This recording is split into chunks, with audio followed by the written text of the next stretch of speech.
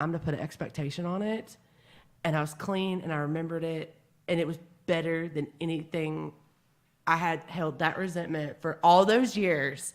And I got to lead, like, that was legit the best night I've had clean. And it was all behind a fucking concert, but it was amazing. So we got to all do it again and see a whole crew from Atlanta. And we were all clean. And I was front row, like 8.5 months pregnant. What? Oh, that's commitment. But it was a great time. It was great. Well, I think that is wonderful that that you have like that sense of humor, right? To like obviously recognize that. That's one of the most important qualities in like my process of recovery is to like remain true to myself, remain true to the person that just likes to fuck around and talk shit. I have to have a good time. Like, if you knew how long I carried that shame blanket and judgment of myself, because I was always to this growing up. I was told I was to that. And I got to catch myself with my youngest kid doing it. Stop, you're being too wild. You're being too this. Like, putting my own self in a box. You know, if I can't laugh at myself, that self-forgiveness piece would have probably not come for me with recovery, because I carried a lot of shame up in here, a lot of guilt. And taking myself too seriously these days is, oh man, it's not for me at all. I have to have fun. I have to. And I feel the youngest I've ever felt. Like, that's the greatest. It is. do you ever feel like that? Like, it's two separate lives? What do you mean? Like, using and clean? Absolutely. Absolutely. You know, there's times when I can get caught up looking back at it and it's a blur, so to speak. But then there's parts of the storyline that slow down, you know, that have a significant effect. I can think about, you know, when it was fun. And that was, you know, kind of even romanticizing that a little bit. And it seems like so long ago. And then that blur happens where it's like, oh my God, somehow I got kids in the mix. Somehow I got married somewhere in there. Somehow I went from having fun to like the drugs controlling me. Can you recognize that moment though in the story? I think the moment where the kids weren't enough, the husband wasn't enough, the consequences, the outside consequences still weren't enough. And yet I had all the proof just staring me blank in the face of reasons to stop and not being able to. The drugs fucking won, man. That was well though. And I know that now. And it just, I think being on this side and having a clear internalization of that, it's like, what were you thinking? And I've heard this so many times. It's like, some shit just doesn't make sense unless you're high. It comes with a whole nother mindset, you know? And that's the part that I love to differentiate. I'm so glad I'm not stuck with that mind.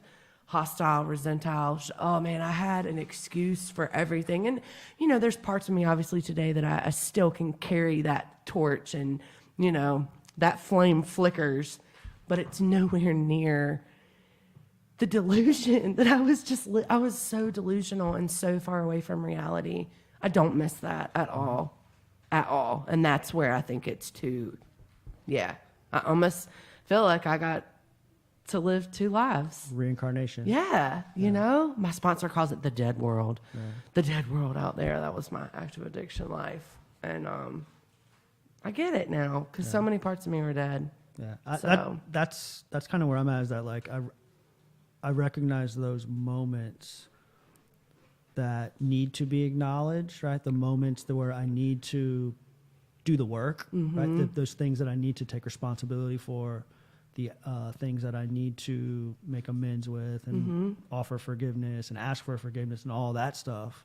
But the rest of it, all the other stuff that you describe, is like, it's not me, right? It's not in my, it is in my story, but it's not in my story. It's not in my life. Like, and I really like have to seriously, deeply contemplate to like even get there, because it's just like so different from the way that I view the world today. It's so different from the way that I see things so clearly and can accept things for what they are today.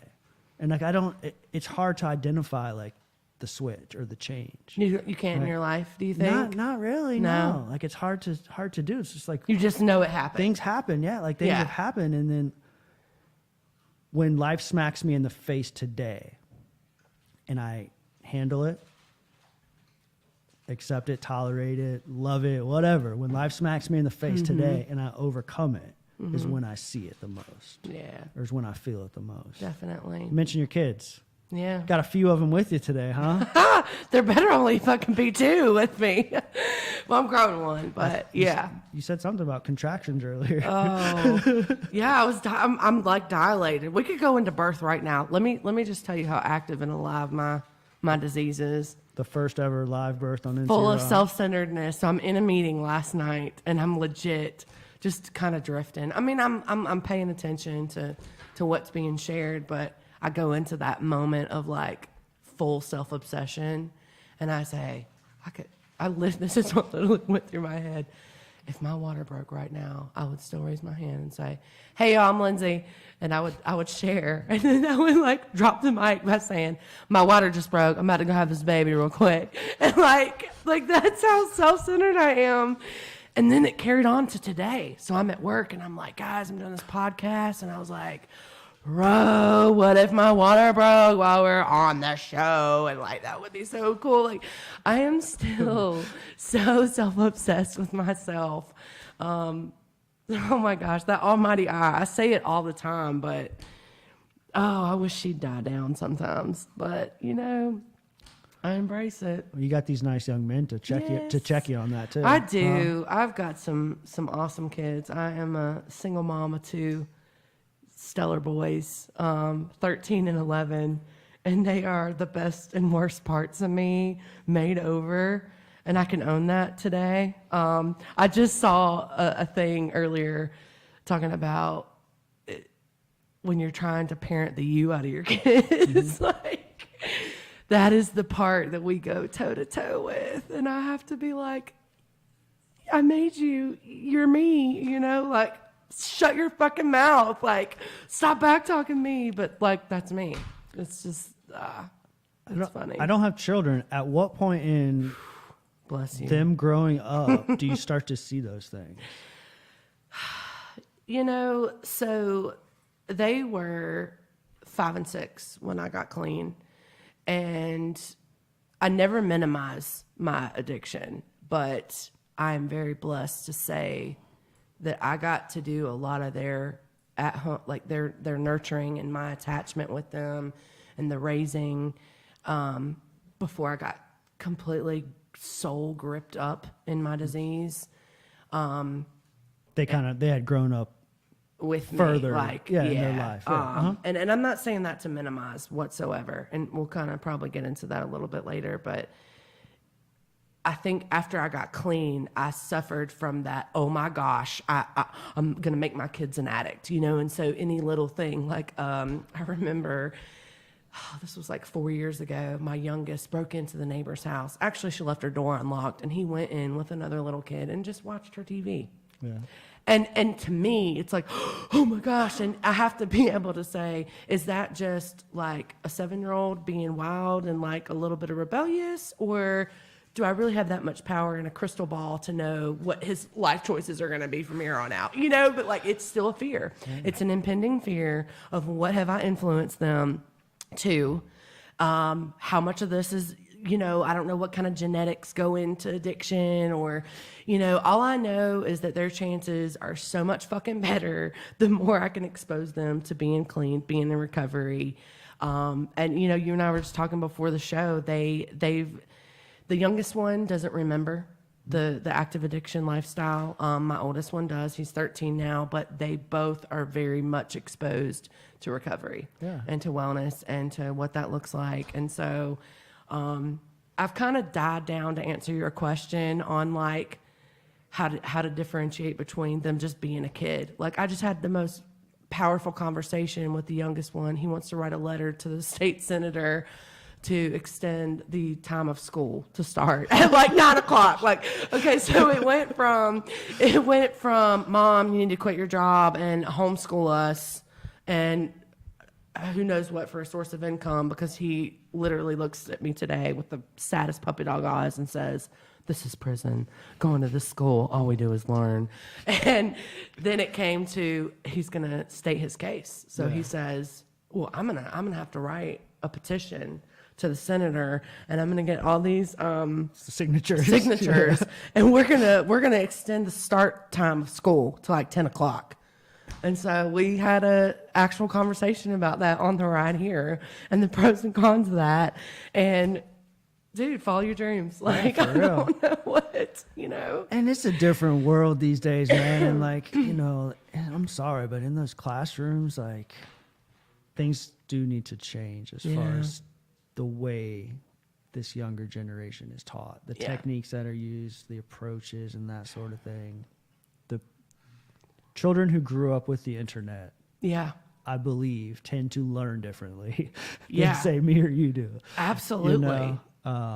But you mentioned them like being very familiar with like the process of recovery. Your oldest sat down right there, and he like went through every guest that we've had on. He started, I know this person, I know that person, I know that person, I know that person. He started naming off all my guests that I've talked to. He knows them all. Yeah. The coolest part, I think, is, with them being exposed to the 12-step fellowship, for me, that, is kind of a big mecca of my recovery. They get to see some of that, that hugging and that welcoming and embracing. And I see him doing that with other people. And I see confidence in him with a stranger. Like, he obviously takes my good word at knowing you're a cool dude because we're here and doing this. But there's no hesitation in him linking with you and trying to find out what you're about and connection. I feel as though I'm breeding some connection. And that was what was like missing. That's the missing piece to our puzzle, Absolutely. Right? Is that connection. By the end of our conversation about recovery, I was offering him his own podcast. Did you get that? He will take you up on that offer. We got to have parents' consent before we do move any forward with that. Yeah, for sure. So the your story. The way that like we got here, right? Like how the universe aligned to where you would show up, sit at a table to talk to me about recovery with these two wonderful young men in the room, right? And be so comfortable about being that open about it. Like, how did we get here? I had to finally embrace my story, my truth, and stop trying to sell something else, another version. At the beginning, was there? Oh gosh, was it different? Yes, so different. I grew up. I think part of my little bio I wrote up, and a lot of times when I tell my story or I speak, at engagements, I don't talk about necessarily the drugs becoming the problem, the drugs and alcohol at first. It was fantasy, trying to pretend to be something I wasn't, and that came through a form of validation, and that came because there was some shit going on in my house, and I grew up with a mom that wanted everything on the outside to be perfect. And as long as that was matching up, it didn't matter what was going on behind closed doors. And with the just personality that I have, I'm very loud, and I'm a performer almost, I think some of it's just me, some of it's my sign, if you believe in that stuff. And I just am constantly seeking ways to get people's attention. It's validation. Exactly. So as a young kid, it was all about putting that mask on and making sure people were buying what we were putting down. And what we were the character.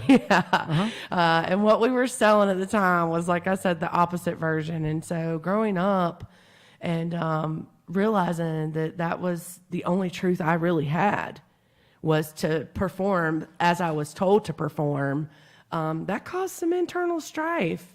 And so when the fantasy wasn't working, that's when I kind of went to drugs and alcohol. And then, lo and behold, had a little point of blur. I've got my own little new set of characters, right? I'm trying to play happily ever after with a husband and 2 kids and put the front on, and it wasn't working. And so again, I found myself masking my internal unhappiness with drugs and alcohol. And today it's so different. I have been through some of the hardest times, self-inflicted, in my recovery, and found more relief and more confidence by embracing that and talking about it and owning it. Because a couple things happen. One, I start to like take the power, as they say, out of it when I talk about it, because it's out of these two ears. So when I'm talking about it, I'm inviting other people into my process, checking on me, being my eyes and ears. And then two, there's another whole element that happens, that uniqueness that I think I suffer from, I don't. Somebody else says, oh my God, I've been through that, or thank you so much for talking about that, you know. It's almost like this, I can't shut up about my struggle at times, you know, like don't get me wrong. There's times when the phone is heavy and I'm having a hard time reaching out to certain people or telling that whole truth, but 9 times out of 10, no, because I have experienced so much relief in just embracing what the fuck's really going on, because I have found myself in the most pain and the most darkness. Frankly, I don't even know how I didn't get high behind trying to put that mask on, you know, trying to act like Miss Recovery. There's no such thing, by the way. And just living dirty and just making shitty choices. Oh my gosh. I never struggled with infidelity in a romantic relationship until I got clean. Okay. Like, how does that work? I don't even know how that works, but trust and believe I'm acting like the front line of recovery, you know, spitting shit out the book and telling people what they need to do. And I'm just not even like, I say like knocking off newcomers. Like that literally was a part of my story. It's horrible. Thank God, you know, thank God I didn't get high. Thank God they didn't get high, but it taught me some humility. And that's, to answer your question, part of the way that it just is so important. I embrace that truth. I have to be honest with me. Have to. We're going to get there. Okay. But you hit on something that I think is important that we investigate a little bit further, and that is the this role, this character that you described, this center of attention, life of the party, right? That sounds very familiar, right? And it probably sounds very familiar to some individuals who may be tuning in. And what I would like to know is like how, knowing what you know now and being able to recognize that in yourself, it still has to be present at some time. Oh, right? God, that's yes. Though that was like a role that we played, it was also, it's also, we got a young man at the door. He goes to the only one that's not open. It's fine. It's so fine. You know, so like, how do you channel that energy today? Is what I'm asking. Like, how do you? Because that energy's there. Right. It's unavoidable. It's not something that. It's not a light switch that you can just shut off. No, it's not. And right. You know, there's so much of it that I've been able to channel into a positive way. You know, that confidence that I once lacked, I find in my experience. And, you know, I love talking to people and doing stuff, you know, like talking with you and sharing with other people. But I have to stay insulated. This is 100% just, I think the only reason why I have not had any relapses or had any slips as far as with substances is because I stay insulated with people that keep me fucking accountable. Like, even in my darkest of times, the biggest performance, selling, I have people in my life that truly know that worst version. They can see me coming from a mile away. My number one is my sponsor. She knows by the sound of my voice. They can recognize when that. Yeah, we've developed a relationship that she just, girl, who in the hell are you trying to fool? Like, that kind of stuff. It is. Is he? He printed off some what's the stuff. Stop, dude. It's fine. Oh it's my gosh, fine. what is happening? I'm wondering what it is, but it's. What did you do? Huh? Memes? No. Don't do any more, please. I'll pay for whatever. It's fine. Oh my gosh. I told you nothing could go wrong. Oh my, I know, right? Didn't I? That is a power interfering right there. Like, oh my gosh. I told you nothing could go wrong. Nothing could go wrong. So, like today, going back to your question a little bit, it's the number one is keeping people around me they just know my shit, man. They will call me out and say, you're all about some ego right now. I was in a meeting, no shit, the other day, with a really good friend of mine, and they were like, ego, Linz. I mean, it just, and that's, again, we laugh it off somewhat, but it's serious, and it's a part of me. Yeah, I think that's probably the number one is keeping myself insulated and doing that inventory. Like I'm, whether it be through a 12-step process, just trying to take a hard look at me. One of the things that when I got into recovery was I was challenged by my stepdad. He's also in recovery. And was at the time, but not when I was growing up. And I'll never forget, he and my mom picked me up that last night. And he just challenged me with a question. He just asked, you want to know what 99% of your problems are? And I was like, yeah. And he said, you. And, that's been something I've carried with me ever since. I'm still I've put drugs and alcohol down and picked up choice.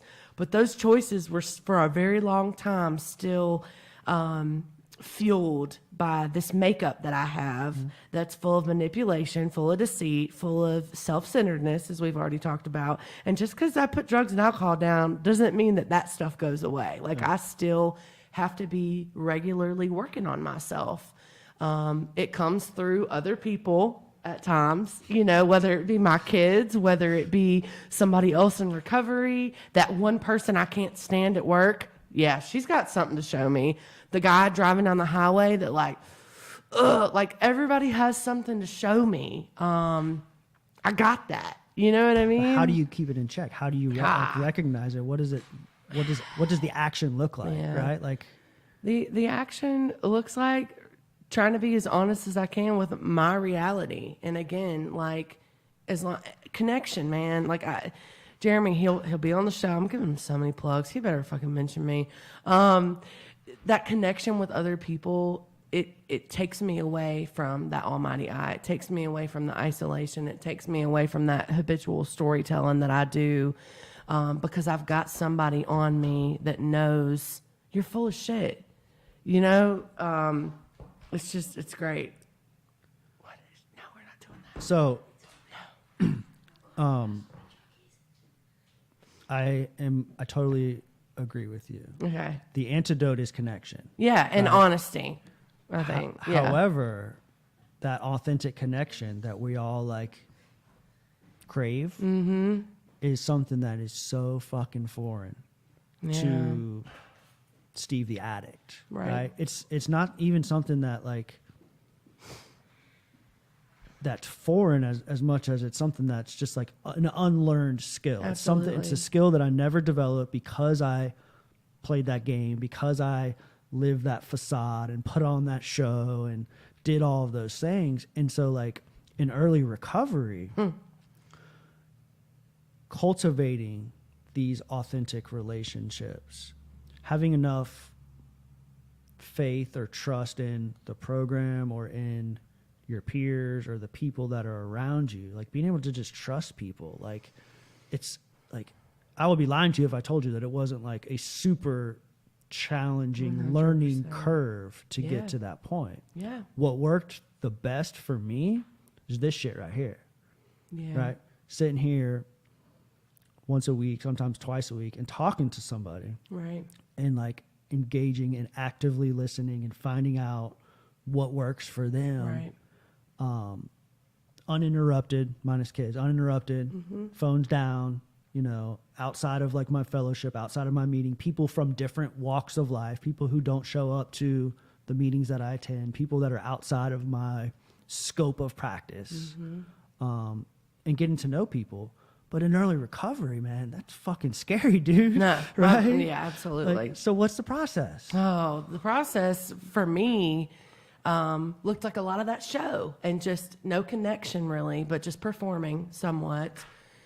So I've always been a girl, like a guy's girl. So like I had a really hard time trusting women when I got here, like super full of insecurities, projecting those onto others. Say I didn't trust them, but really it was me being untrustworthy.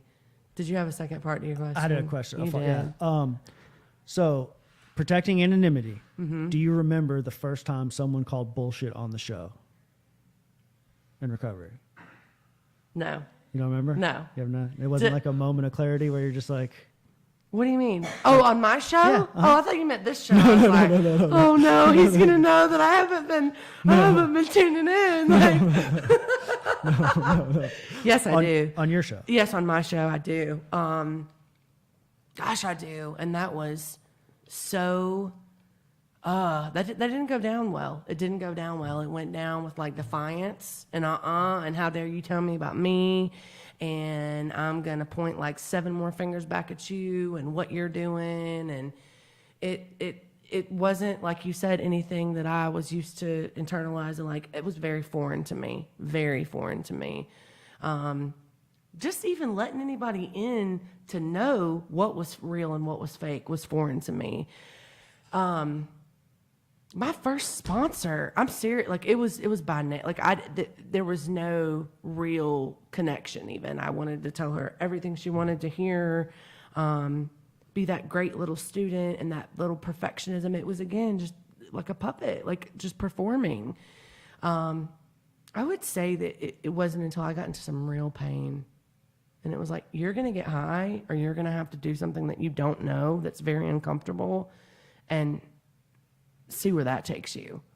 And I did go that route, and it served me well. Even though today at times people call me out and I have to take a minute, like I've got out of those 4 friends, they'll call me out. I mean, we've got some boundaries as far as, do you want to hear my truth? Do you want to hear about you? Can I tell you about you? Does it usually start off like that? Yeah, sometimes. Uh-huh. Sometimes we don't even ask. It just comes out. Mm-hmm. And it may take a day for a response to come out, because it's still really hard understanding that even though I'm, in recovery and I'm, abstinent from drugs and alcohol, like I'm still real fucked up at certain times, but it takes a minute for me to be able to accept that.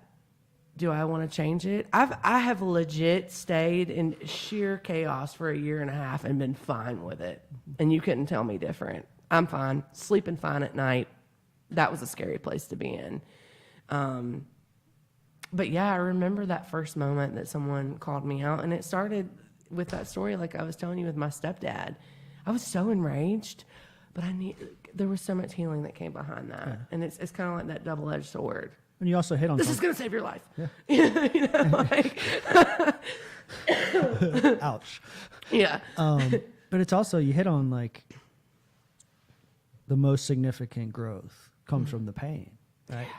Specifically in recovery, right? Like I've been clean almost 5 years, and like my most significant and probably accelerated growth came through experiencing the most challenging shit that I felt like was unbearable, unachievable, like things that you just could not get to. But in that moment, I developed enough skills in early recovery that I knew what to turn to. Right? I knew to turn to my practice. I knew what to turn to in order to overcome those things. And then once you do, the shit happened to me just last week. But once you do, you're just like, it's almost like a humble sense of pride. Absolutely. Right? Absolutely. Like, not like, oh, look what Love the fuck, that. not like, look what the fuck I did, but it's just like, wow, I cannot believe that I feel the way I do after experiencing that. Like, I'm fucking proud of myself. Right? I'm totally proud of myself. There's a big difference between like, look at me, the cheerleader over here, and this is the shit that I just went through. Yeah. But that's happened multiple times over the years.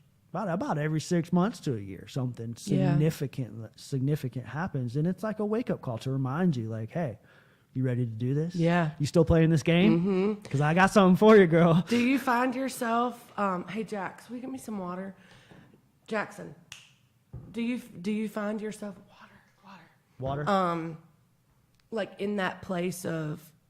I know for me, it's like when I can say, "Oh, I don't know the answer. Help." Like that kind of pain is probably the most humbling, humiliating, but where that pride afterwards stems from, because I'm not in control. Like I really don't have the answers that you know what I mean? You're like intentionally removing yourself from or letting go of control. yeah. The defiance is kicking in. God, I just want some water. Defiance is kicking in. Yeah, where you're intentionally letting go of control. Yeah, because that's my one still addiction, like hands in it. And it's easy when you're a mom Little and you bit. have things to control. Dude, and that, I know, like, what am I gonna do when That they shit grow can up? And escalate. like, I Yeah. know, and they're little autonomous people. Like he just told me, I'm not gonna do that. I'm not gonna like get you water, just Mom. wanted me to do it right now at your moment. Like I'm gonna do it when I want to do it. Thanks, guy. He's the best. Water. Thanks. Feature NC Raw podcast coming your way soon. Feature NC Raw host. Love it. But you know, that's just kind of the bigger picture. Inactive addiction, I thought I was in control. In those times of performing as a kid, I thought I was in control. Thinking I'm in control, I'm driving the bus, as they say, 9 times out of 10, 10 times out of 10, it always gets me in trouble. The bus will crash. It will, like being able to just zoom out and say, you know what, we can acknowledge it. We have been abstinent from drugs and alcohol for a significant amount of time. Our lives are increasingly so much better. We probably do not have people knocking on our doors trying to chase us down. Our phone consistently works. We're not having to, change the number every however long. Stuff is consistently getting better. You get a paycheck. Right? Yeah. But remembering still, I'm having to ever work for that. There's many roles that I've been blessed to be designated in, mom being one of them, taking for granted and trying to just dictate the fuck out of that or control the fuck out of that. It will smack me in the face, just like it did back then. Well, the difference is that you know that now. Right. Right. But I still don't always act on that. Always. I know a lot. I remember this girl, she just used to say, I know a lot. And, God, if I can hit my knees in that humility stage of just, you're not in control. Yeah. As much as I know it, I would probably have less amount. I would probably have a significantly less amount of pain. But at the same time, dude, I learned from pain and I learned from poor choices. We don't call them mistakes. We call them poor choices. I don't know. The key is not making the same choice again. Yeah, that's when they say you're really recovering, when you make new mistakes. So I come from a different pathway of recovery than you do, and I participate in the Refuge Recovery Fellowship. Awesome. I have since day one. Dude, And so that's awesome. Meditation, Yeah. mindfulness, Yeah. compassion, kindness, forgiveness, all that stuff. Yeah. Daily meditation practice is the main element to the program.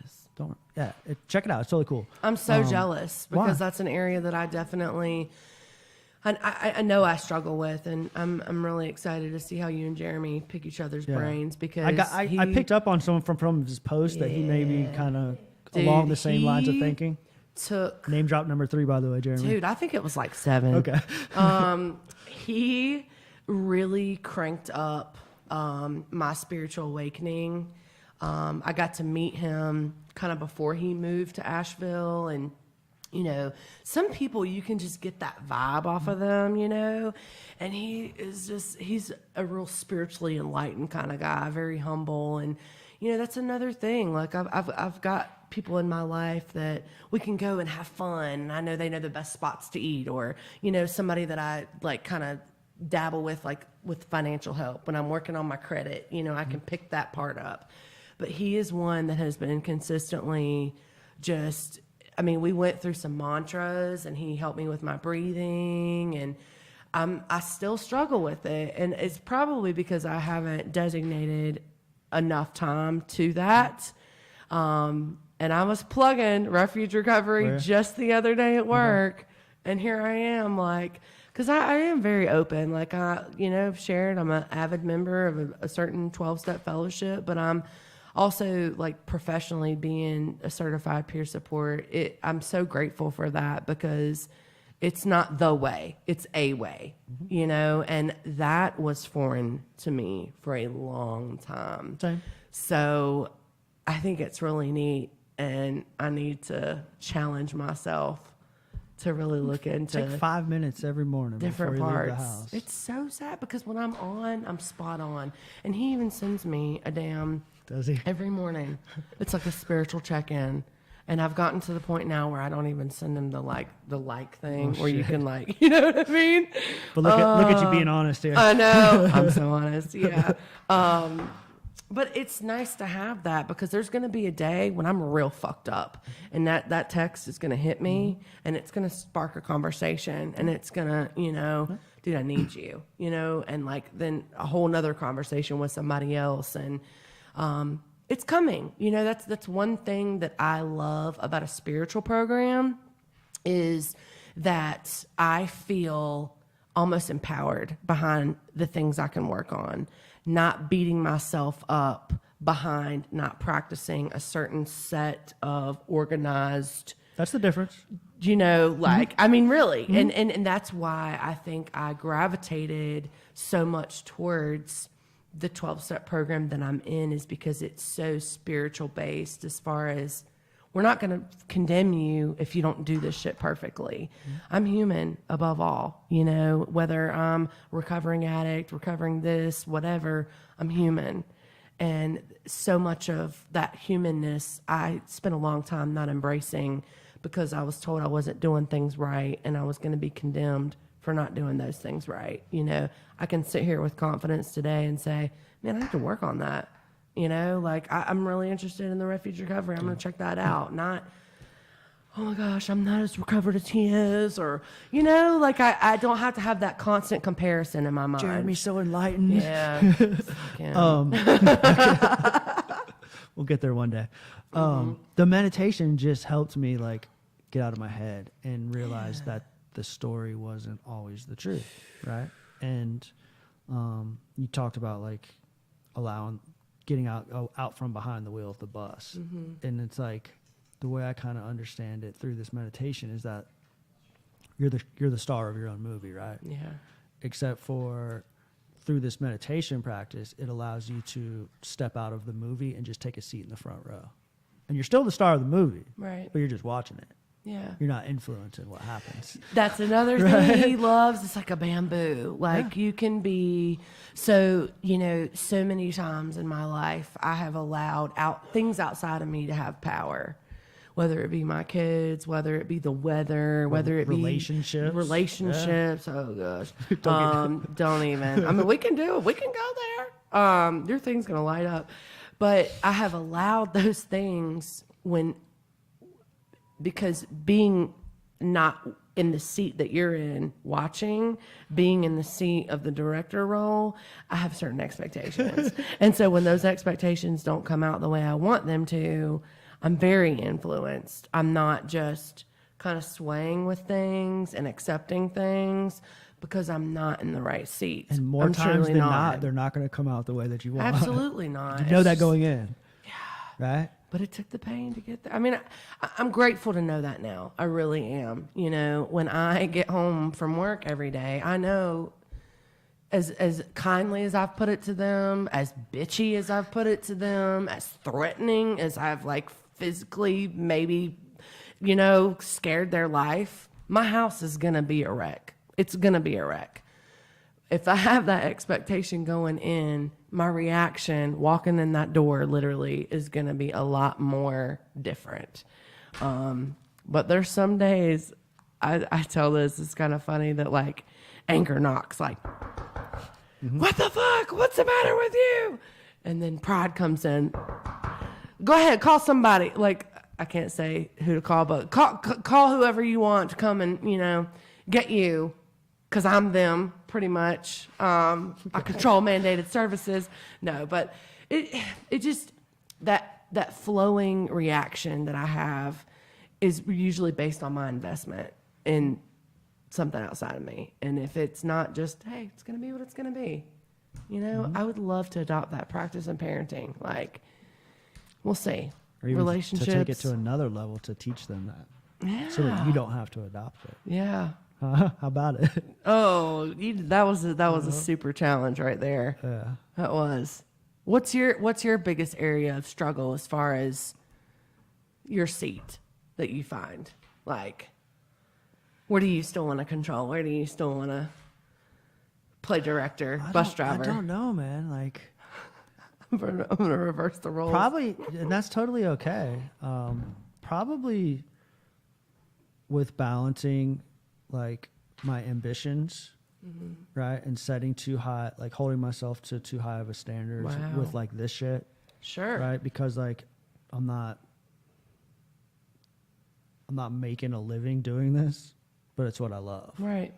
And so like finding that balance to put in the appropriate amount of effort, into something that long term I hope to be Right. sustainable enough so I don't have to work a stupid job that I'm miserable at, that I can do something that I love. It's Right. going to take a lot of effort.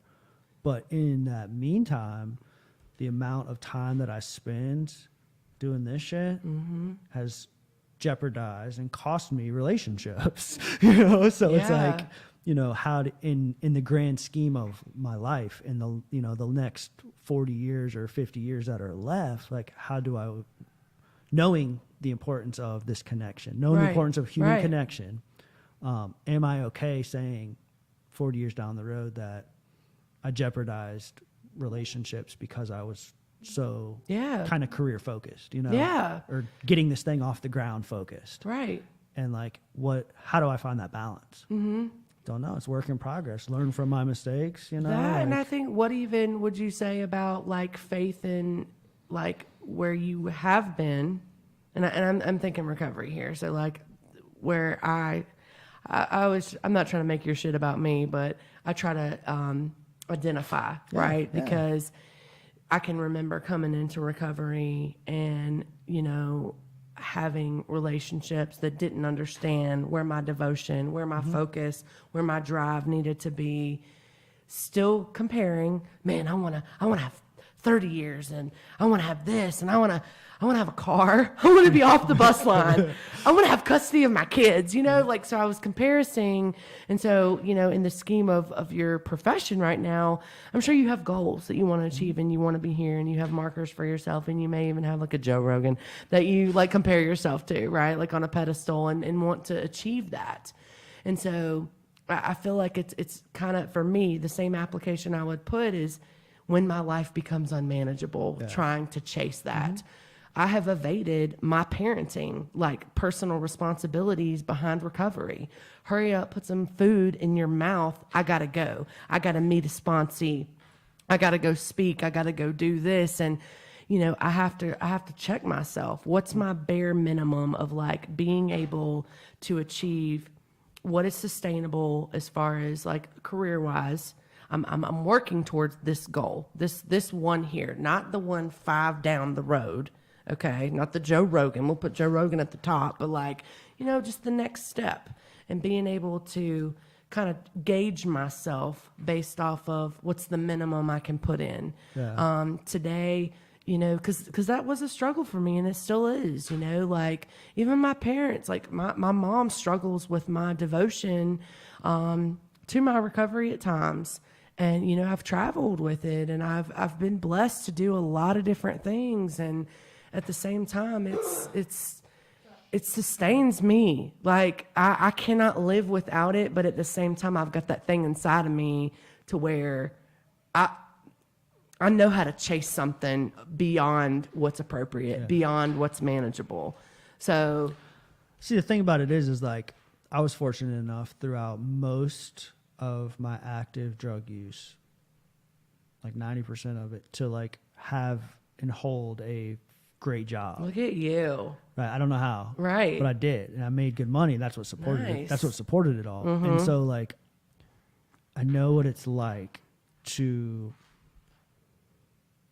work, to be like that career focused. I know what it's like to work at a place or just have a career Right. that's not meaningful, right? That doesn't fulfill me in ways that at this point in my life, work needs to fulfill me, or my time, essentially, right?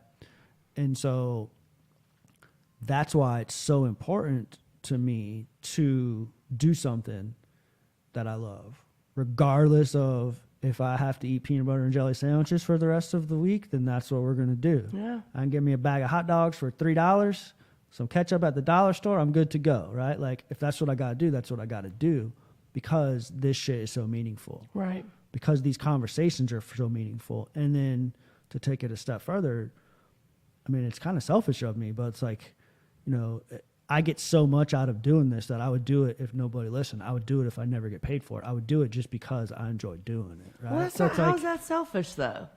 I don't know. It's just because it's like, You got that because you got that internal thing telling you it is. But really, Right. how much of that is disease? How much of that is just bullshit? You know, A lot. Telling you that like, oh, you're not matching up because in society standards, you're not making X amount of figure. You know, I mean, dude, it goes back to the way that our makeup is just fucked up sometimes. You know, like I can't even see the simple joy in what you just said. Like you can't. That's how powerful this thing is. It wants to rob you of just saying, even if I didn't get paid to do this, I would still do it, man. Every week. But that's not right. You know, like it's that right or wrong. And man, sometimes I would love to shut that part off, you know, but we don't get to do that. That's what I think probably challenges me to know that like, I'm going to need this thing for the rest of my life. This personal inventory process, this taking a look at how I'm viewing things, how I'm making decisions, how I'm interacting with other people, how I'm viewing myself, you know? And I think that's probably the one piece that's going to keep me here. It's, you know, the abstinence from drugs and alcohol is awesome. I mean, it just is. But I think the improvement of self is just something that, like, I need that. Like, I need that.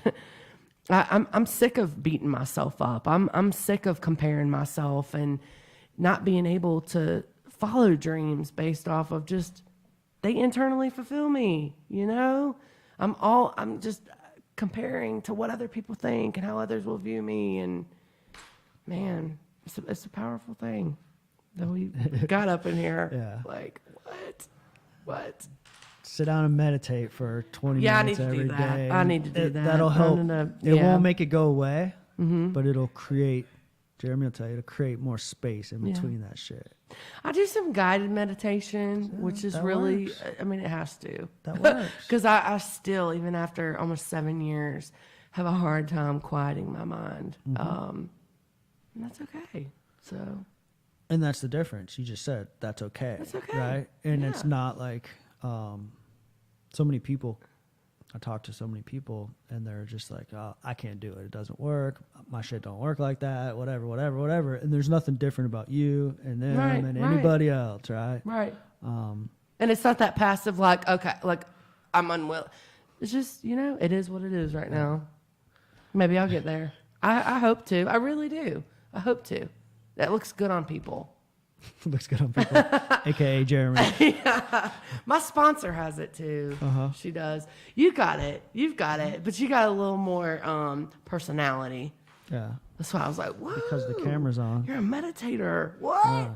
Because the camera's on. You have a sense of humor. Microphone.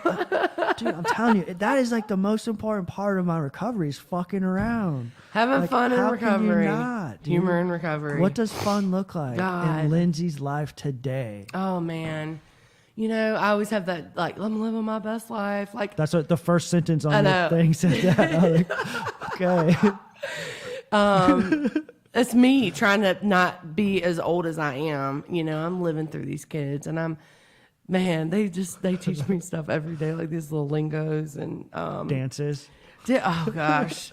No, fun today is legit. Like at a fucking concert that I wanted to go to 20 years ago, pregnant as shit, clean, with a group of people that we just like don't even judge me, played Red Bull pong. Like it just, that outside, just God, I remember early recovery, like going to Walmart at 4 a.m. just, you know, like riding in my car and just being cool with like making an ass of myself, dancing, and just, man, life is fun. I don't even know how to sum it up to just one thing I do, or, you know, I'm connected with a lot of people, and I think that drives me still. That gives me a little bit of the healthy balance with the performing today.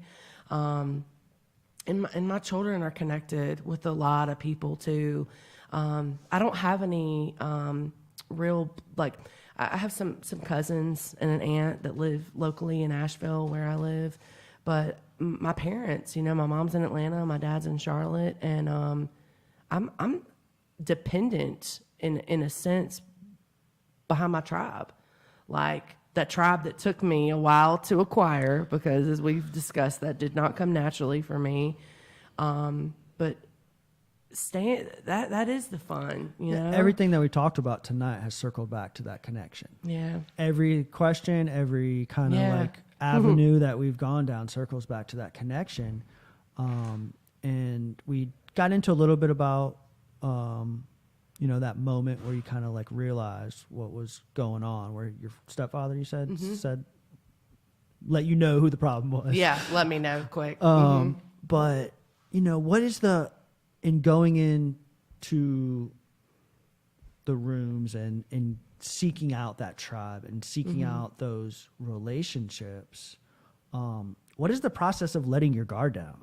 Dude. How has it shifted over time from that first time you walked in into what it is today, this loud and bubbly and energetic person who is no longer performing, has retired from stage, and is now living her true life. Right.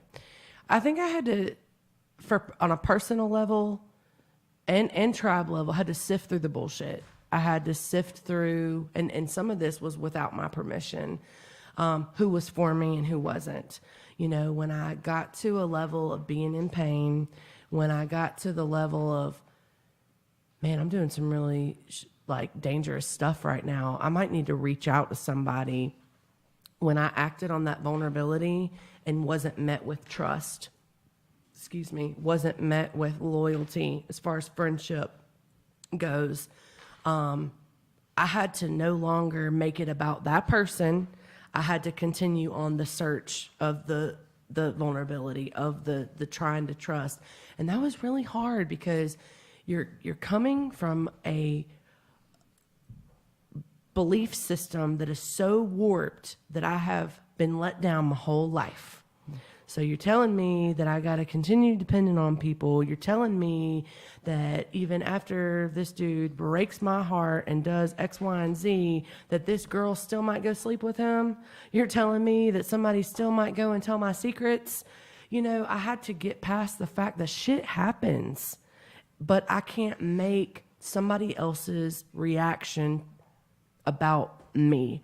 If I am seeking solution, if I'm trying to build that tribe and get to a better version of me, in spite of whatever comes, whatever type of rejection, whatever type of disloyalty, I still have to continue on that path.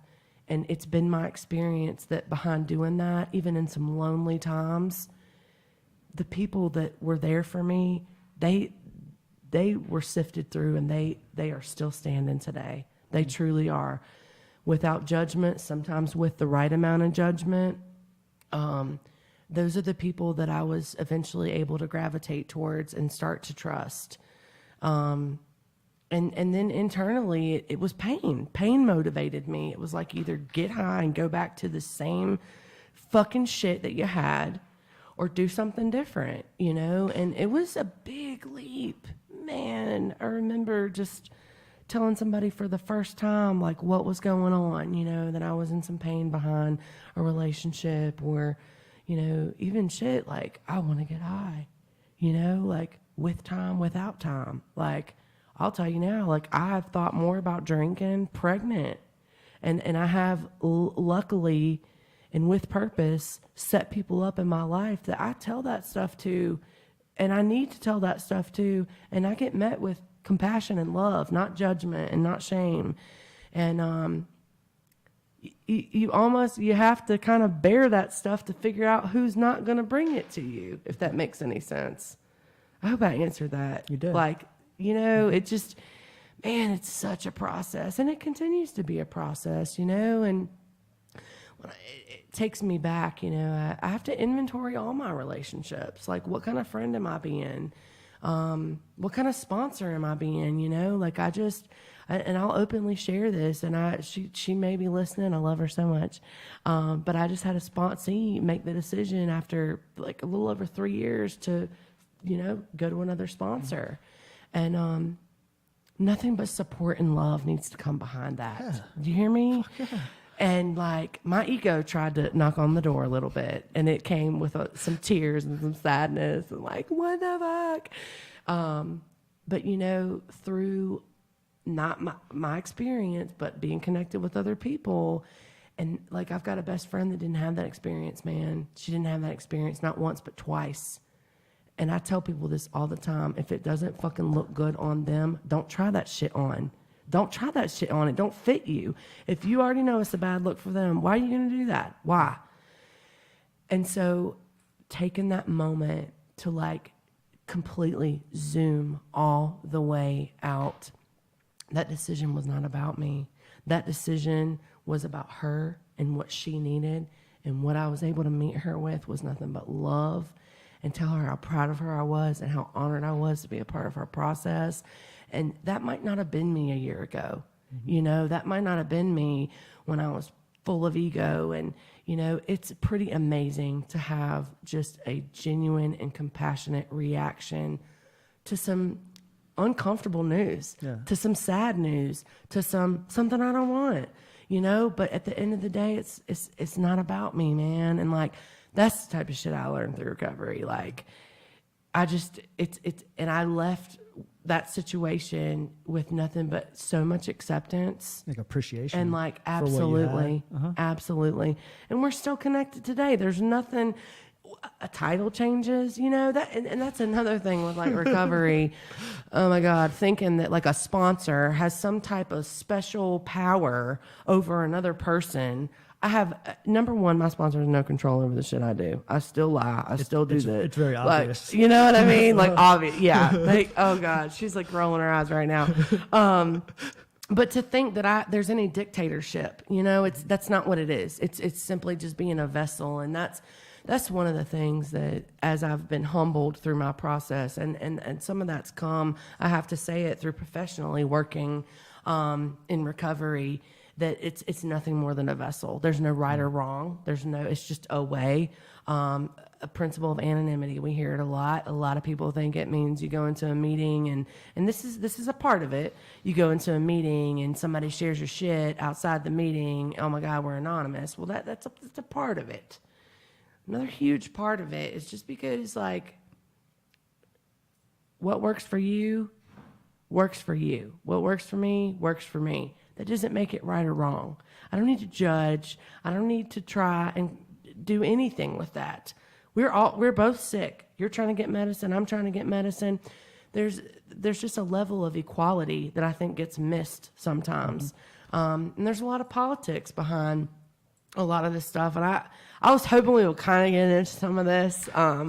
But I think so much that I can have this spiritual ammunition at times and like use it to absolutely just like shoot the wounded. Yeah. You know, and try to compare and try to judge and try to tell you what you need to do for your recovery because that's the way I'm doing it. Mm-hmm. No. Like a true form of anonymity, one of the truest forms of anonymity is the equality, is understanding that what works for you. And that's your way. It doesn't make it right or wrong. That's yours. Yeah. Own that shit. Yeah.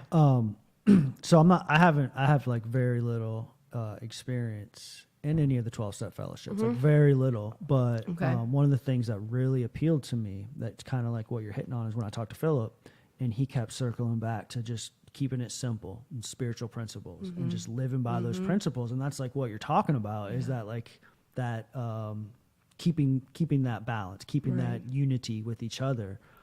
At Refuge Recovery, we call it, we have a mentor. We don't have a sponsor because of that kind of like outsider looking in kind of like stigma that's around that sponsory relationship, that people expect your sponsor to be kind of authoritarian and give you more direction. And so like and these guys who wrote this Refuge Recovery stuff, they're like Buddhists, but they have a 12-step background. So they kind of incorporated many of those principles into they kind of looked at things and incorporated that in like a Buddhist kind of context. And so that was one of the things, is like Refuge Recovery mentor is, and it's supposed to be that way.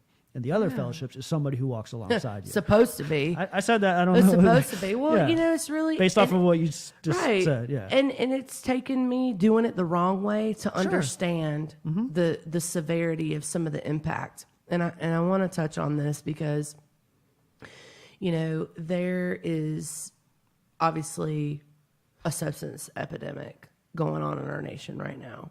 You know, I mean, that's hands down, whether it's opioids, whether it's whatever, it's taken over our nation, and it is becoming to the point where, you know, there's some good that's coming out of it, and, you know, peer support is coming out of that, and awareness to addiction and awareness to recovery is coming out of that. And one of the things that I have experienced is in a professional setting, somebody having a poor experience in a 12-step fellowship based off of maybe they're taking medicated assisted therapy. Maybe they're, oh gosh, and what's happening is, unfortunately, there's a couple things happening, is that, and I want to break it down a little bit. So on the professional level, I've heard professionals guiding their peers to stay away from certain 12-step fellowships based upon not their personal experience, but based off of feedback, something somebody else got. Valid, 100% it is. Here's the problem. My mom just had shoulder surgery, okay? A couple years ago, she broke her hip. Had a shitty fucking experience at a certain hospital in a certain part of the state. I'm going to keep it real anonymous, okay? She had a shitty fucking experience. I didn't tell her to go to the dentist for that fucking shoulder replacement surgery. You understand what I'm saying? 12-step fellowship is still very much equipped to handle drug and alcohol problems. That's what we do, okay? On the backside of that, then you've got people that want to pretend they're clinicians. Number one, I've got no experience with MAT. Number two, I'm not a clinician. I spent a couple years in my recovery adopting beliefs that weren't mine. I'm going to own that, because what happens behind that is people die. And what happens is people don't feel welcomed, and they don't come back, and they don't survive that based off of somebody's opinion. I just said to you, I don't have experience with it. It then becomes my opinion. I can mix that up with my weight in a certain fellowship because I'm very well known, or I can, you know, really have a lot of influence on somebody's first couple initial, their exposure to that 12-step fellowship, and they may never fucking walk through that door again based upon the power of my tongue solely. I went to a convention over the summer, a worldwide convention, where a woman, she owned that with 20 plus years of recovery. She had pretty much ridiculed another member that was on MAT and was holding a certain position, not a money position, but just kind of a clerical type of thing, and said to her, "You can't do that because," I'm going to say it, "you're not clean." Yeah. That woman has 30 years today. The other one's never been seen again. She had to own the fact that she alone solely influenced how welcome that woman felt based off of her judgment. I speed. I'm not here to tell people it's okay to speed, okay? Like, I'm here to say that shit is wrong. And you, like, base your own opinion. I'm not going to get into a whole medicated assisted therapy, like the ins and outs. I don't have experience with that. But I have been a lot more loud on challenging members of certain 12-step fellowships to we welcome murderers, we welcome rapists, we welcome people that are pedophiles, we welcome people, and we have no opinion on their psychedelic medications or their psychotropic medications, on their mental health medication. Why do I need to put a hat on to try to have any type of opinion on what someone's doing for their path of recovery? Am I saying I agree with it? I'm saying that it has no place when I'm trying to welcome someone that's coming into a 12-step program because they have a problem with drugs and alcohol. And I may be the one thing that stops them at the door. I'm just saying, But it's a beef. It is a beef. I sit back on Facebook and watch the memes in these little groups, and there's two extremes. It's one or the other, and there's no compromise in the middle. And the thing that is in the middle is the people's fucking lives. It is, and it's what we're supposed to be adopted on: unity and fucking acceptance and unconditional love. Yeah. If we could just go off of those, we really wouldn't have a problem. Yeah, we really wouldn't. But it took me not doing that to realize how important that shit is today. Yeah. It's one of those things where, like, what I've come to observe is that, number one, many of the MAT doctors, many of the harm reduction organizations, needle exchanges, and places like that, they have been doing this work for a significant period of time. And up until the last 3, 4, maybe 5 years, the work that they were doing was not necessarily culturally accepted. Right. And so these individuals who have been doing that work have had to kind of do it with a layer of protection, with their dukes up, right? So they come into it like guns a-blazing, into every interaction, into every relationship. They got their dukes up because they're used to being attacked. They're used to having things come at them. Bulldog mentality, because they have to. Now that obviously legislation has changed and it's become more culturally accepted because we're educating our communities and we're talking about it, right, and sharing the information, they're still protecting themselves. They're still they still got their dukes up when they need to have their hand out and say, hey, I got you. How can we collaborate? How can we work together? But because they've done it for so long, and this is like on the clinician and the harm reduction side, because they've done it for so long, they're just used to working that way. Right. They're used to having to be that way. And I would say that it's almost the exact same thing on the opposite end of the spectrum. Absolutely. Is that they've been doing this with their dukes up. And anonymously, with no numbers and with no, charts and graphs and fucking, And so, you got two sides with their dukes up, and what's going to happen? There's going to be a fight. You know what's sad? You know what's really sad is that it's become a professional versus community versus addiction. And what needs to happen is professional community versus addiction. Yeah. It's not us versus them versus us. it's both of us versus fucking addiction. We're fighting for the same shit. That's what blows my mind. Yeah. But it's that almighty my way and almighty your way. And like, you know, if we do it this way, we'll lose less people, and that continual battle. And we both want at the end of the day the same thing. Isn't that just to keep people alive? Yeah.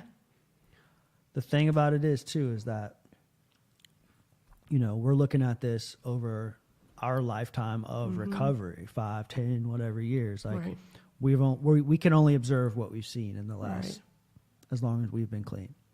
You know, we're talking about shifting an understanding of an organizations, multiple organizations that have been around for 100 years, right?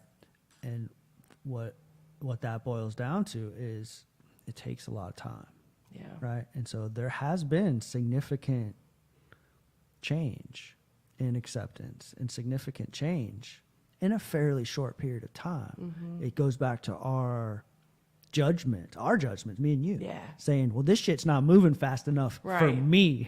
You know what I mean? Like, I want to see, we need those people to come back. We need to welcome them, because it is their lives, and their lives are just as valuable as our lives. But so we need to be more welcoming, because it's not moving as fast as we want it to. So like, it's back to this like balancing act of like, yeah, we want fucking people to show up, right? We want them to feel love. We want to welcome them to our tribe. We want to do that. And I don't know what the answer is, other than being persistent and offering that on a regular basis. Is it, you know, I don't know how much you want to talk about this, but is there a protocol, or is there a procedure in like the fellowships that you may or may not be a part of, where like, if somebody is on MAT, like how, like, to me, my understanding, if I was in their shoes, I would just show up and not talk about it, maybe talk about it to my sponsor. But like, you know what I mean? Like, why is there such an argument? Why does it come up? We're here for recovery, so let's talk about recovery. You know, and it's strange, because like, now that I'm in this understanding place that I'm in, I encourage my peers that I get to work with professionally. I try not to fuel that ammunition, and have them anticipate a problem until there's actually a problem. So I kind of give them a blanket statement, and I say, you know, and I don't want to set them up either. So I give a blanket statement of, you know, it's been my experience that I'm going to wait to talk with somebody one-on-one. I don't identify, I just say one-on-one to talk about my medications. You know, there's a 12-step process where I'm doing a individualized inventory. Fellowship that I am a part of has a set of traditions that tries to maintain that same focus based group-wise. Collectively. It is becoming above just this he said, she said, oh my gosh, we're going back and forth, to where world services of certain fellowships are getting involved, putting out literature that's trying to educate professionals towards certain language to say, not to say, because outdated, I think it's and I don't want to misquote here because I'm real big on not giving the right information. Form of literature that, you know, focuses around MAT is very outdated. So the short of it is, they have collectively sent out many surveys and many feedback forms to try and collectively get a solution. Okay. And I think the solution that we're gearing more towards is that foundation of acceptance and welcoming, and making sure that if it's not on an individual level, it can start at your meeting level, your home group, your base meeting level, keeping an inventory of, are we welcoming all people?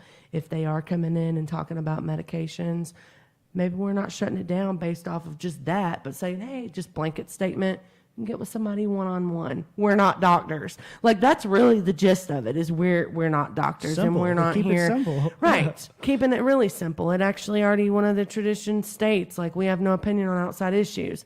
The hard part with that is that outside issue affecting my recovery is not a fucking outside issue to me. You know what I mean? Like, that's not an outside issue to me. I want to talk about it, especially when I was in early recovery. You know, my story involves a lot of like outpatient therapy. So I was like counseling, and that shit got contagious. And I wanted to tell everybody all about me and like what struggle I had. The bus was late. I stubbed my toe, blah, blah, blah. I had to realize there was etiquette as far as like, not like, you know, the paid professionals, they'll be fine, but like other people have other problems and they suffer from the same shit I do, and they don't want to hear about my shit. But trying to keep it such solution. a process. That's such a process for everyone. And you see it every day, right? I have to laugh because it's like, yay, that was me. And I I didn't do realize it. That happens to me in the classroom. In the classroom, students do the exact same thing in the classroom. Oh, it's just my shit's the most important, though. You know, That's like right. I suffer from that. So I think, to go back to your question, it just, you know, the protocol is not necessarily one that's been identified. Like, how do you handle this situation? You know, it's not an ABC. It's just a coming back to an inventory that has to start personally and trickle down into a group. And that's where it starts. What am I doing to welcome that new person? What am I doing even when I am, you know, I know your video's not working, but Oh, it's working. It's just recording. it is? Yeah. Okay. How am I composing myself when I go out in public and I may have certain identifiers on a key ring or certain identifiers on my person? I've always wondered about that. That, you know, and I'm showing my ass on lane 4 at Ingalls, you know, like, oh my God. And I'm flicking somebody off with a decal on my car. Like, I am always being looked at and not realizing it as a means of like, what is the word I'm looking for? I've done so good, by the way, my pregnancy brain. You're doing Like, fine. usually I can't even put like whole sentences together. crushing And I it. feel like so now that I've said that, I'm probably going to. Representing or representation of? Yeah, you know, and I don't even, it's almost like I don't even realize I'm doing it, but it can carry such a magnitude of effect when I hand someone my keys to get the little card for the discount Here's at the my Ingalls grocery card. store, and then they see me behave in a certain kind of way, and it's like, whoa, that person's affiliated with that, and I don't think I want that. So the question is, why you behave in a certain point of way? Exactly. You know, so I better take that shit off my keyring if I'm gonna while out. No, I'm just kidding. But it needs to start at the base level of like that meeting, and then it trickles out into like the universe, you know, like. And that's what I'm saying, but it's gonna take it's just not as fast as we want it to. Like, Yeah. it's gonna take time. It takes people like you to show up and do that on a regular basis, and it will happen. It is happening right now. You had me thinking at a pace where we don't that's the deal. we don't have the ability to see it. Yeah, You know, back- all I see is the memes on Facebook. All I see are these people going back and forth in the comments in these groups and on the memes. And I'm just like, That's why I deleted my Facebook. is I'm there not even that kidding. specific topic? So Kind of. I wanted some insanity. And again, like, you're really recovering when you make new mistakes. I went on a certain Facebook page to try to start some shit. And it was behind steroids. And, And surrounding MAT and Sarah, yeah, comparison. but like, it just, again, like, just trying to stir up.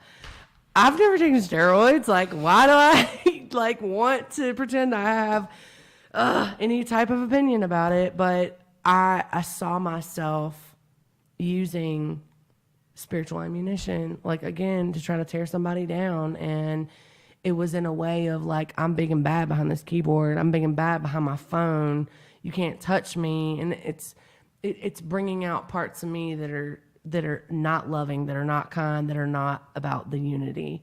And I just needed a spiritual cleanse, and I chose to delete my Facebook. And, you know, but I'm not trying to sit here and say Facebook's bad. What was bad is the reaction I was having and what I personally was using it for. Yeah, and so my response to you would be like, was deleting it the most appropriate thing to do, or is it I to kinda like investigate? it. Of course, yeah. Yeah. But is it to investigate what was influencing you to do that? Right. Like, Oh, yeah, I where had was to that, then. where was that coming from? Oh, you that know? was just like a new need to spark some chaos. And like I've already done a whole lot of shit that I know doesn't work and that's not fun.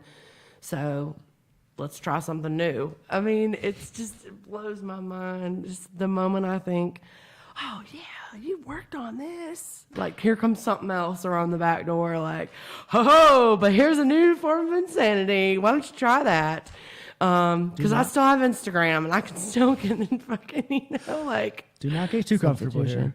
Yeah, it just, it's funny, but it's such a divide. And again, like I am almost ashamed at the revelation I've had while we're sitting here that you're fighting for the same cause, but it's this versus this instead of, us versus the problem. Yes. However, what I'm hearing you say is I'm hearing you being very judgmental of yourself, because the Lindsay who all these motherfuckers like was bragging that I must get on and talk to, the Lindsay that an entire community looks up to, right?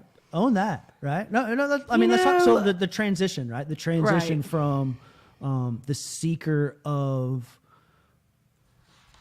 these connections, the seeker of these authentic connections, looking for a sponsor and people who you can authentically trust with your darkest secrets, right? To in a probably not a short period, not a long period of time, becoming the person on the opposite end, the people who the community looks up to, right?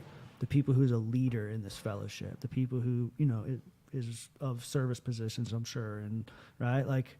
Yeah. What, like, where's that? Where's that Lindsay? Who's that Lindsay? I'm trying to remain humble, you know, because again, it's, And I appreciate that, but we're also here to talk about the good stuff. yeah. And I do appreciate that. It's still hard for me to accept, all the things that you just listed out. Let's go there. And, being that, God, as a little girl, like constantly, I'm telling my boys, like, be a leader, be a leader. If you print out one more of those memes, I'm shutting it down. Mom mode You're engaged. gonna walk to Asheville. Hey, did you take pictures, bud?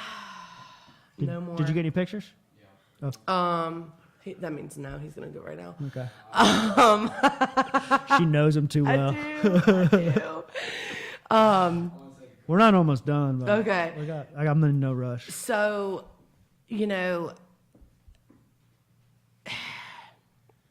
it's really weird. I've always wanted to sell that version of I'm a leader and I'm this and I'm that, but it wasn't until I got behind some of my own painful experience that stuff came without me trying to even do it. And that's the part of humility that I want to try to continue. It's like, it's not that I enjoy being a front runner or being loud and being boisterous. It's the feeling that I get behind that. Just like you said, you don't have to get paid to do this, and it's the internal feeling that I get to know that I am finally putting a stop to this quiet pretending to be something I'm not. Like, this is really who I am. I can be passionate about something and use it in such a way that it is empowering other people, and I have confidence behind that, and I have confidence behind I messed up and I did this, and don't do it like me, mama, because you don't want to go down that same road. And I just still, that humility is like, I have allowed ego to run the show for so long that I like to still keep it in check. I have to keep it in check. I get fired up. I get fired up behind having my own experience and being able to share that with others is just, it was that high that I was looking for all those many years.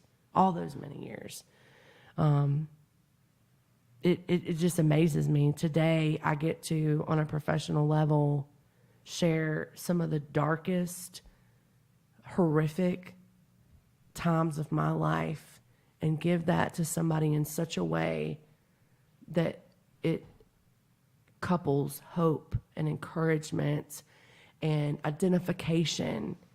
And I never would have imagined that something so horrific could do that. Yeah. And it blows my mind. He's taking a picture of someone as well. Like, okay. Oh my God, we're candid. Smooth. Yeah, so smooth. And I talk about like a lot of my missteps too, which I think is just the passion that I hope some people, you know, think of when they think of me, you know. I'm certain that they do. Yeah. I am. Yeah. Professional work, you've kind of slightly talked about that a little bit. How far into that do you want to go? We can go, you know, I am... She's smiling again. I know, because he's got it, and I'm going to try.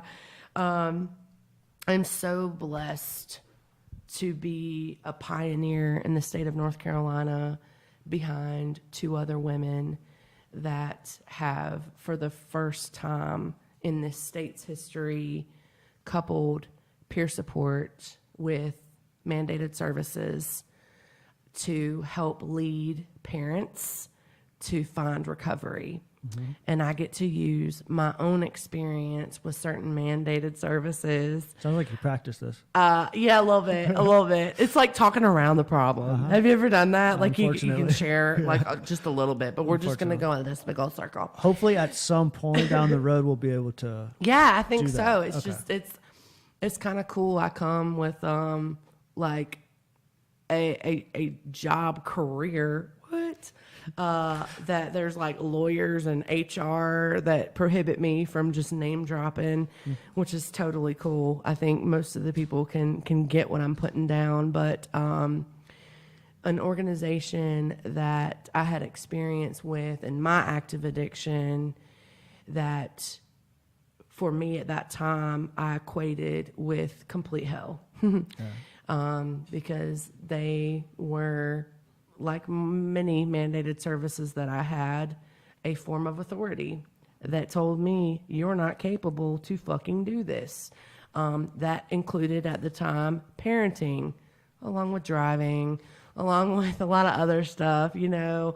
The list goes on. It does. And I'm so glad not to have those people on my back anymore. I actually work alongside with them today. It blows my mind. I work with judges that put me in fucking jail.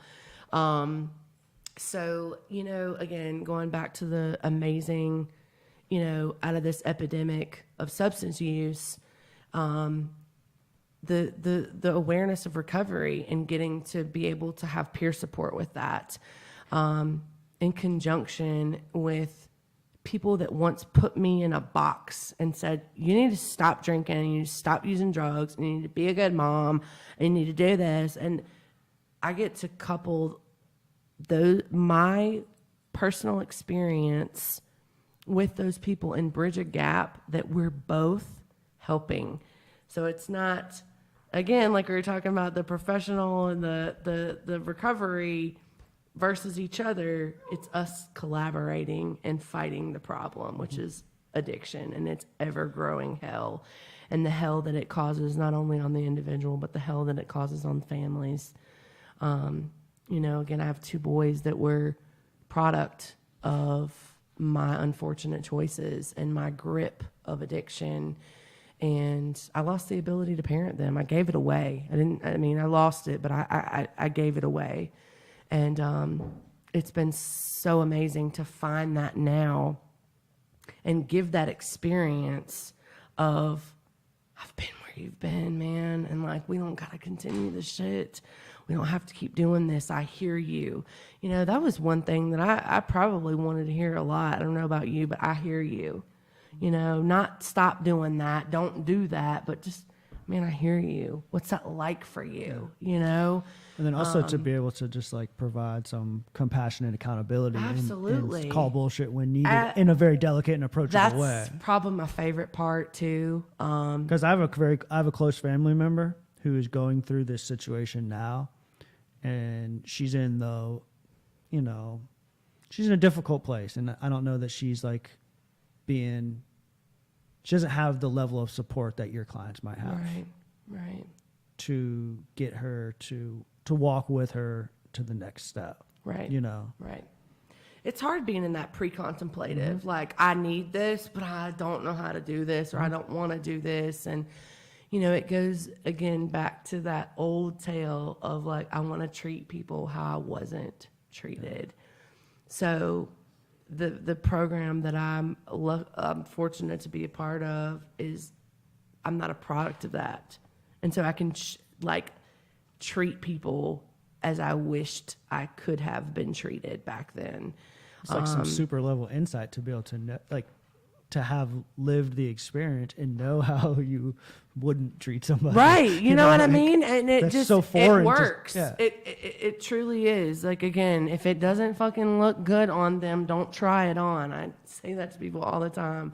But it's true. And it's a learning process, you know, and trying not to make someone else's experience mine. That's what opened me up to so many different paths of recovery and being able to support people however they land in my life, whether it be professionally or whether it be personally.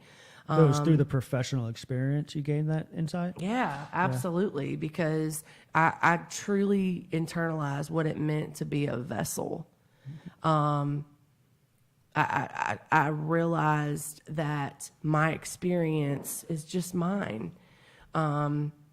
You know, I've seen families that are, you know, I was separated from my children from start to finish, like 18 months. I was physically separated from them for over almost a year. And, you know, I have to say that there's times that I look at families with that same equation and that same timetable, and their children may suffer differently than mine do, or they may have had a return to use and I didn't, or, you know, other different things. Like, it just because the stuff lines up doesn't mean that the experience is going to be exactly the same. And there was things that I did that paid off well for me that person might do and not pay off for them. It's just separating myself, but also I've got a seat, but I'm not emotionally invested to think that I think what I'm trying to say is, like, I don't play a part in someone's outcome as much as I might think I do. Mm-hmm. It's amazing today. I wish so much, like, I'm trying not to talk too much specifically about it. I think that time will come. I hope that time will come. I do too. I do too. And it is amazing that I just realized how much I've said You haven't. Yeah, No, I have. Not excessively. I've said it just as many times as you have. I promise you. Okay. I promise you. Okay. That makes me feel better. I have. So for real, you'll go back and listen and count the I know. So you I want to talk to you about language. Okay. I want to talk to you about language because you're one, I've done this 70 times before you, 71, and you're one of the very few who has, like, really, like, presented a kind of clear, it's another one of those conversations where it's like one side or the other. Extremes. We live in a recovery world of extremes, and everybody, like, holds on to these fixed views on one end of the spectrum. And, like, one of the first things you said, I think it's in your bio that we posted on our website, is that, like, I am both. Yeah. Right? I am both an addict in my 12-step fellowship and a person in long-term recovery, right? Yes. And so that's, like, that impressed me with that sense of, like, ownership and being able to, like, mesh the two worlds together.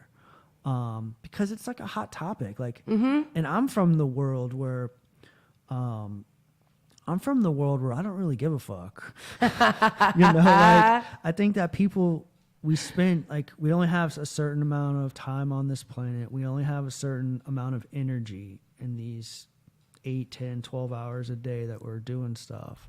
Why are you going to sit there and argue with people about how to say or identify or whatever? Like, my time is so much more valuable and can be spent on things that are making more of an impact. Yeah. Now, granted, in Refuge Recovery, we don't identify at all. Okay. Just, my name is Steve. Cool. End of statement. Right. Right. So like they don't, because it's open to not strictly substance use, behavioral addictions, eating, things like that. Like I've heard that it's with molded other with all fellowships. forms of addiction. So we don't necessarily identify, right? It's just I'm Steve, but like I totally get it. Been through going through peer support, and I have many friends and people I've talked to extensively about the 12-step fellowships, and it's just like this. There's just so much of this going on, and everywhere, and like I thought that it was great to see that. Like I don't know, I just really valued the way that you delivered that. Yeah, I mean, and it's so funny because I was so fortunate enough, I'm going to give a plug here, to be on one of Richie Tanner Hill's last peer support classes. And I went into that class so close-minded because, again, I had no intention of coming into working into a field of recovery at all. I'm good. Like, I already told you, I got a shit ton of student loans. I finally finished school. It took me 13 years, and I'm not doing none of that right now. But I was so adamant about, because I had the way that I was carrying myself, like, I've always been a good presenter. I've been a good performer. I can be a chameleon as far as even now in recovery. But I loved to wear that I'm an addict. I'm a recovering addict, and because it was such a process for me to be able to say that. There was a point in time when I couldn't even say that, dude. Like I really couldn't.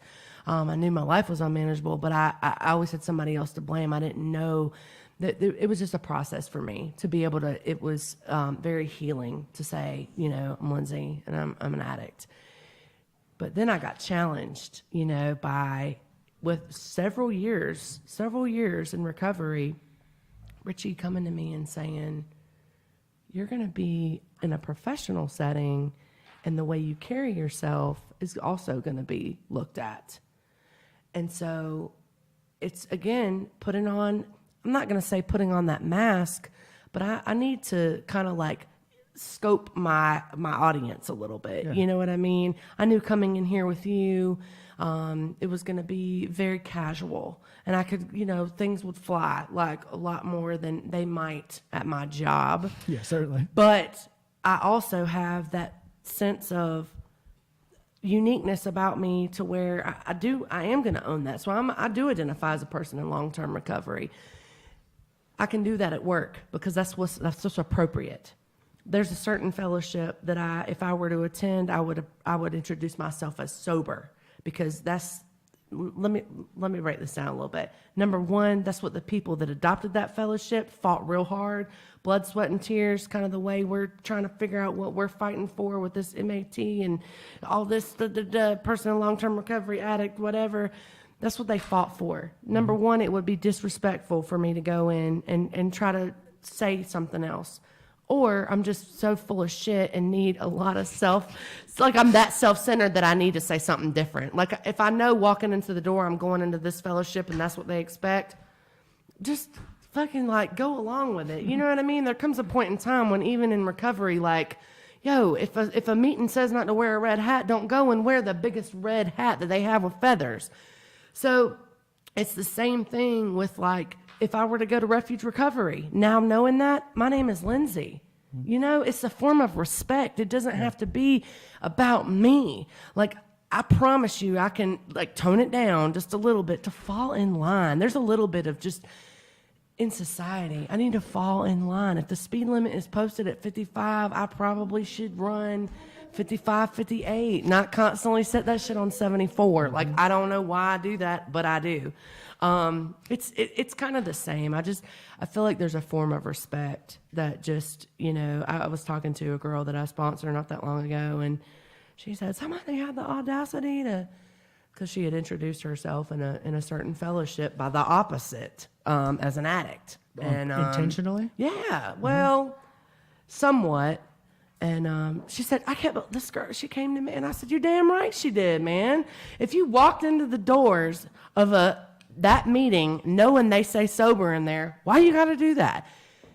that's a whole nother hot topic, but I didn't know when I came into recovery. Okay. I am a big believer that people can get to recovery without 12-step. People can get to recovery without sober living. People can get, like there's different facets, I think, that are so common these days that we forget that that's not everybody's story, regardless of how common it is. This area alone, you told me their Wi-Fi was shitty. When I go back to Asheville, I know my Wi-Fi is not shitty, but that's not the reality of where we're at here in Cullowhee. You understand? So I've got to be careful telling everybody that Wi-Fi is awesome. It's the same way. I got to be careful telling everybody that like inpatient treatment works for everybody. No, the fuck it doesn't. Like going into a meeting and putting even the title of the organization into a fellowship, like that's a total breach of like, that's me telling somebody that like, if I want what she has, I need to go to that certain facility, or I need to do that certain thing that she's doing. It's very important that we keep things simple. I'll go back to what Pac said. Like, that anonymity is so crucial. I get it that people have stories just like mine, that I went to a certain inpatient facility that saved my life. I'm not going to put a name behind that because somebody else may go there and not have that same experience. You don't have to go inpatient even to get recovery. It starts with just a desire, a willingness. I will say that like community support for me has been my net. It's been my net. That doesn't mean just AA, NA, Celebrate Recovery, Refuge Recovery. People find it in church. Like, just finding connection is something that I'm a huge advocate for. I don't know. I really want to get on a tangent just a tad, but I'm gonna tone it down. You sure? Yeah, I think. Are you sure? I don't know. Ask me another question and maybe we'll see. Well, I would like to know. We were kind of talking before we started a little bit. I'd like to maybe talk a little bit about this daughter that's on the way. Yeah. And like how this whole thing's going down and how you feel about it. And you got two boys over here, and now you're about to be a mother of a young lady. Yes, it is. A gift of recovery. It is. Mm-hmm. It wasn't a planned gift of recovery. Yeah. Uh-huh. Fear was just number one. Initial response. Fear. What the fuck? She did it again. I know. And it's very different. It's a different experience because, number one, it's been 11 years. My youngest child is 11 years old. It's been 11 years since I've been pregnant. That dude right there? Yeah. The dancer. The dancer. Come over and dance. But another thing is there's a lot of pride and a lot of accomplishment behind knowing that I have the ability not to expose her to the life that these guys got exposed to, and not wearing that in a way of shame and guilt. That's their story, just like this is my story. But I'd be a liar if I sat here and said, I'm so confident and I'm so ready. I mean, I'm physically like uncomfortable and very much ready and anticipating, let's just go ahead and get this over with. But parenting is one of those things that I have zero control over, so to speak. So we're just going to kind of do our best and see where it goes. Figure it out. That's all parenting is. I know you don't have kids, but like it really is just a matter of like wins and losses. And, like it's just sometimes you're undefeated and sometimes you're on the losing team. She's winning with this one. I am. He is just, God, like I said, they are the best and worst parts of me. They really are. Like, yeah. Best and worst. I put best first, so that's He fine. questioned that. She's been talking for 2 like hours. His sense of humor is so me. Like, I'm so funny. That's another thing I just love. But, I'm anticipating this new chapter just with the least amount of expectations and the biggest amount of faith possible. We'll go there. Sounds good. Yeah. Sounds Yeah, good. we'll how go about there. how about like the future, like career aspirations? Like you So I really like where I'm at. Mm-hmm. And, you know, that was something that, again, was presented to me. And that seems to really serve me well. Just kind of going along with where I'm supposed to be and not knowing where I'm supposed to be at the same time. Things get presented. And I never could have imagined professionally having the career that I do today. And I would love to just see it out till the very, very end. why did you have no interest working in the field? Because I'm surrounded by people in recovery all day long in my personal life, including myself. It was scary. It was scary. And I remember getting this offer of opportunity put in my lap. And I remember calling my sponsor and just dissecting it with her and doing all the what ifs and playing some of those, you know, scenarios out. And I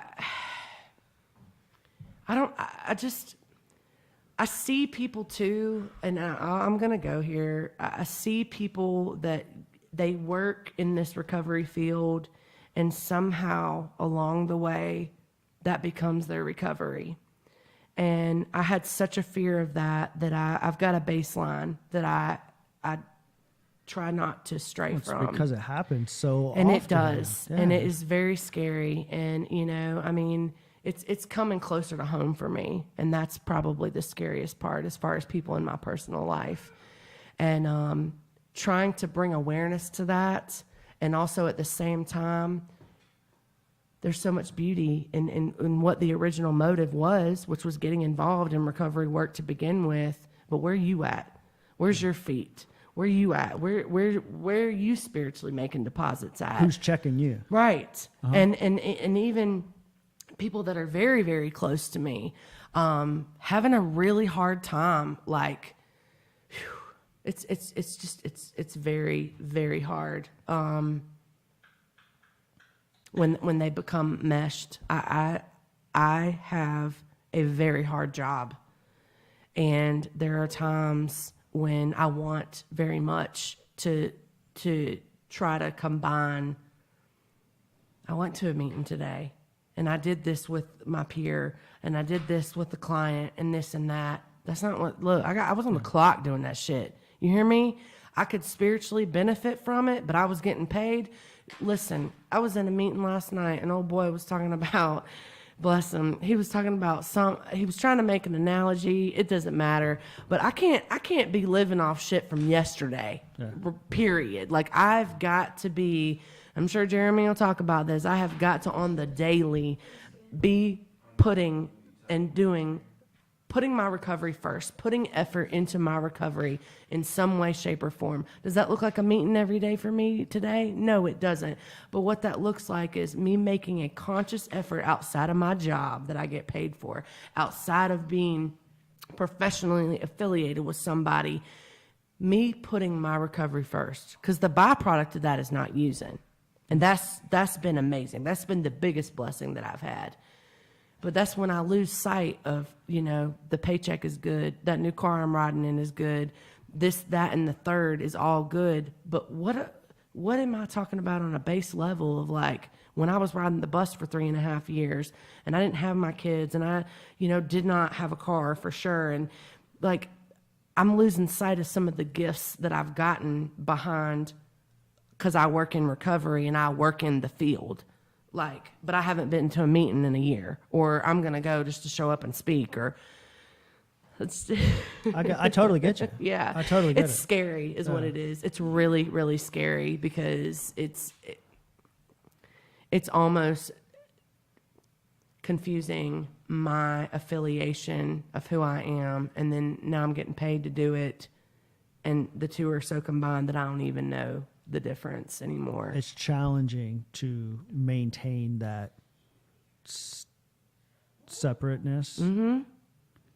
However, going into it, you were very conscious of the risks. Yeah. Of those two blending together. Absolutely. And she checks me on that. She really does. Oh, I just realized I was supposed to send a text to somebody. It's already 9:30. Yes. Wow. On that note, Lindsay, I greatly appreciate you coming over. Yes. You Thank are- you for having me. Yeah, we'll do it again. Certainly do it again soon. You're definitely like an asset to the community. All the things that all the guys told me was totally true. So, Dude, those are my riders. yeah, for real. That's my tribe. And you've got more tribe coming because we're thick up here in Western North Carolina with some recovery. You absolutely. know, we are. And I've been in other parts of the state. It's another blessing that I've had in my recovery. And it's just, man, like we are coming in loud. And I'd love to even plug you some other people in different parts of the state that are doing some big things. Keep bringing it. So, You awesome. you lived up to the hype. Okay. All right, you're a badass. Thank you Thanks. so much. We're Awesome. gonna close this thing out with a little dance real quick. Dance. Come on. Come on, man. Thanks for checking us out. Y'all have a good night. Hit him with that one. Boom.